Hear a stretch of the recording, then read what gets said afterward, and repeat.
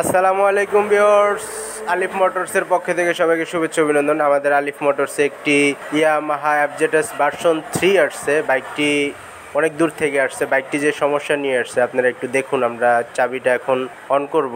এই বাইকটির যে সমস্যা, বাইকটির চাবিটা অন করলেই এই যে আপনারা খেয়াল করুন, চাবিটা অন করা মাত্রই মিটারে অটো শো করতেছে, যে মাইল মিটার অটো শো করতেছে, মনে হইতেছে যে বাইকটা চলতেছে। এই যে আপনারা খেয়াল করুন 122, 23, 24 এরকম শো করতেছে। জাস্ট মাত্র খালি চাবিটা অন করা মাত্রই মিটারে এটা শো করে। তো এই সমস্যার সমাধানের জন্যই আমাদের আলিফ মোটরসে আসছে।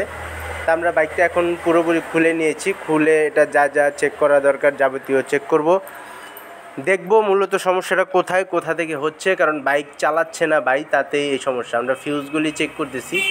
তো এখানে ফিউজ দেখলাম একটা ফিউজে প্রবলেম আছে। ফিউজটাও আমরা এখন লাগাবো, ফিটিং করব। ফিটিং করার পরে দেখব যে মূলত ফিউজ থেকে ঝামেলাটা হচ্ছে কি না।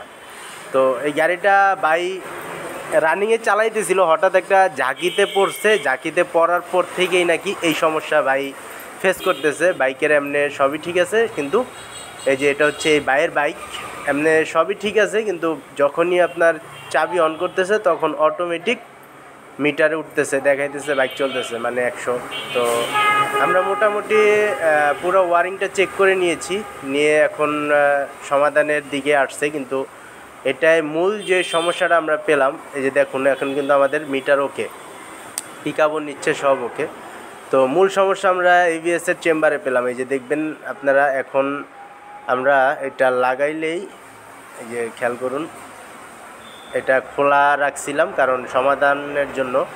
এই যে এখন দেখেন মিটার পুরা জিরো, কোনো সমস্যা নেই। কিন্তু এই যে এটা যখনই আমরা ফিটিং করতেছি, যে দেখুন এটা লাগান মাত্রই এই যে খেয়াল করবেন একটু, এখন মিটারের দিকে আমরা এখন মিটারটা দেখাবো আপনাদেরকে। এই দেখুন, তো এটা ফিটিং করা মাত্র এই যে মিটারে শো করতেছে।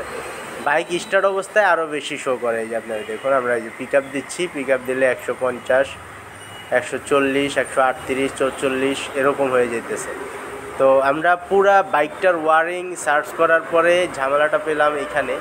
এইটা খুলে দেওয়ার পরে, যে এবিএসের জ্যাকটা খুলে দেওয়ার পরেই এই যে ঠিক হয়ে যায়। দেখেন এখন আর মিটার উঠতেছে না। তো অতএব আরপিএমও ঠিক আছে, বাইক পিক আপও নিচ্ছে, ঝামেলা নাই। তো মূলত এটাই যে ঝামেলাটা আমরা পেলাম, সেটা হচ্ছে এবিএস চেম্বারে। তো কাস্টমার ভাইকে বললাম যে ভাই আপনার এবিএস চেম্বারে একটু সমস্যা আছে, এটা দেখতে হবে যে কোনোভাবে রিপেয়ারিং করা যায় কি না বা ঠিক করা যায় কি না।